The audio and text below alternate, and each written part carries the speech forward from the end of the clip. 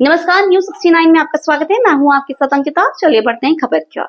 Madhya Pradesh Congress media विभाग के अध्यक्ष डॉक्टर मुकेश नायक ने आज दमोह जिले के सतिया ग्राम में हुई अमानवीय घटना को लेकर बीजेपी सरकार और मुख्यमंत्री डॉक्टर मोहन यादव पर तीखा हमला बोला।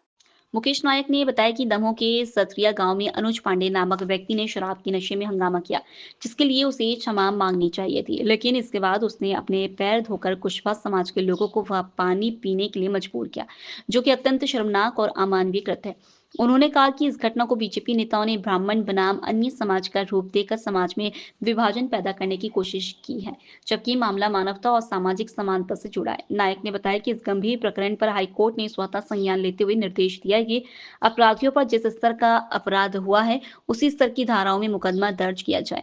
मुकेश नायक ने ग्वालियर की एक अन्य घटना का भी जिक्र किया, जिसमें अनिल मिश्रा द्वारा बाबा साहेब डॉक्टर भीमराव अंबेडकर का अपमान किए जाने पर उन्होंने सवाल उठाया कि उन्हें किसने अधिकार दिया बाबा साहब का अपमान करने का। उन्होंने कहा कि बाबा साहेब अंबेडकर हमारे देश के सच्चे हीरो हैं। दमोह में एक विशेष प्रकार की घटना हुई है और उच्च न्यायालय ने इस पर स्वतः संज्ञान लिया है और कहा है कि इस घटना से संबंधित जो अपराधी हैं उन पर गंभीर आपराधिक प्रकरण दर्ज किए जाए और जिस स्तर का ये अपराध है उस स्तर का मुकदमा उनके ऊपर दर्ज किया जाए। मैं बात कर रहा हूं दमोह के हटा स्थित एक गांव की, जहां एक अनुज पांडे नाम के व्यक्ति ने, जो वहां पर शराब बेचने का काम करता था और शराब पीकर हंगामा किया, और थोड़े दिन पहले उस गांव ने यह निर्णय लिया था कि इस गांव में जो शराब पिएगा गांव के लोग उस पर जुर्माना करेंगे। गांव के लोगों ने अनुज पांडे के ऊपर शराब पीने के कारण सार्वजनिक रूप से क्षमा मांगने के लिए कहा। उनने क्षमा मांगी भी, मामला खत्म हो गया। उसके बाद कुशवाहा समाज के एक व्यक्ति ने आर्टिफिशियल इंटेलिजेंस पर एक वीडियो अपलोड कर दिया, जिसमें अनुज पांडे को जूता की माला पहने हुए दर्शाया गया था, जिससे आक्रोशित होकर अनुज पांडे और उनके परिवार ने सार्वजनिक रूप से माफी मांगने के लिए कहा उनको, और गांव के प्रभावशाली लोगों ने एक स्थान पर उन्हें बुलाया, उनसे माफी मांगी, उन पर आर्थिक दंड निरूपित किया। और सबसे दुर्भाग्यजनक बात ये रही कि उन्होंने अनुज पांडे के पैर धुलाकर वो गंदा पानी उस समाज के व्यक्ति को पीने के लिए मजबूर किया। इस घटना के बाद व्यवस्थित ढंग से राजनीतिक व्यक्ति, खास तौर से बीजेपी के लोग, पर्दे के पीछे सक्रिय हुए और उन्होंने इस नितांत दो व्यक्तियों द्वारा किए हुए अपराध और घटना को दो समाजों के वर्चस्व लड़ाई में रूपांतरित कर दिया। मैं ये पूछना चाहता हूं लोगों से कि ये अनुज पांडे जो शराब पीता है, शराब बेचता है, ये सारे ब्राह्मण समाज का प्रतिनिधि कैसे हो गया और किसने इसको ब्राह्मण समाज का प्रतिनिधि बनाया है और क्यों इसको ब्राह्मण वर्सेस अदर्स झगड़े में इस घटना को शामिल किया जा रहा है।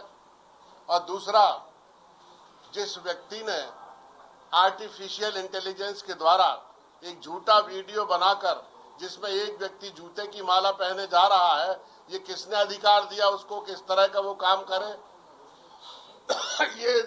ये दोनों बातें आपराधिक श्रेणी में आती हैं। अनुज पांडे के ऊपर मुकदमा, गंभीर मुकदमा जो जबलपुर उच्च न्यायालय ने कहा है वो दर्ज होना चाहिए, और दूसरे व्यक्ति के ऊपर साइबर क्राइम का मुकदमा दर्ज होना चाहिए। और जो लोग इसको दो जातियों का झगड़ा बना रहे हैं, उनका उद्देश्य राजनीति करना है, उनका उद्देश्य सामाजिक ताने बाने को चकनाचूर करना है, उनका उद्देश्य हमारे समाज के समावेशी दृष्टिकोण को चकनाचूर करना है, दो समुदायों में झगड़ा कराना है।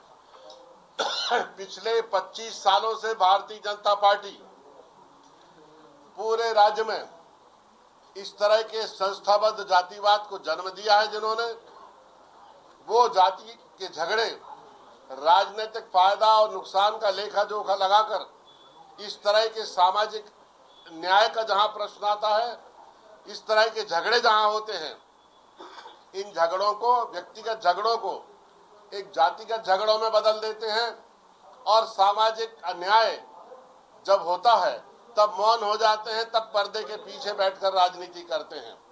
यही इन्होंने ग्वालियर में किया। अनिल मिश्रा नाम का एक व्यक्ति पूरे ब्राह्मण समाज का प्रतिनिधि कैसे हो सकता है?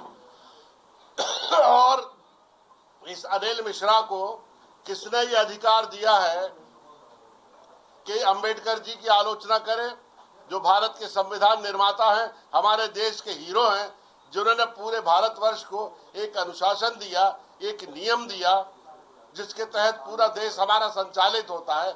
यह अधिकार अनिल मिश्रा को किसने दिया? ग्वालियर की घटना, दमोह की घटना और ऐसी घटनाएं जब भी मध्य प्रदेश में होती हैं तो बीजेपी पर्दे के पीछे बैठकर राजनीति करती है, इन घटनाओं को हवा देती है।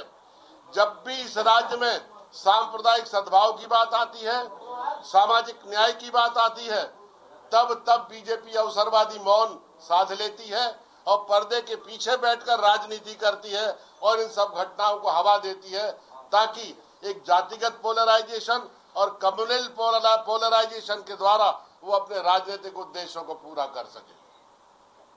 फिलहाल इस खबर में इतना ही। आप बने रहिए न्यूज़ 69 के साथ। नमस्कार।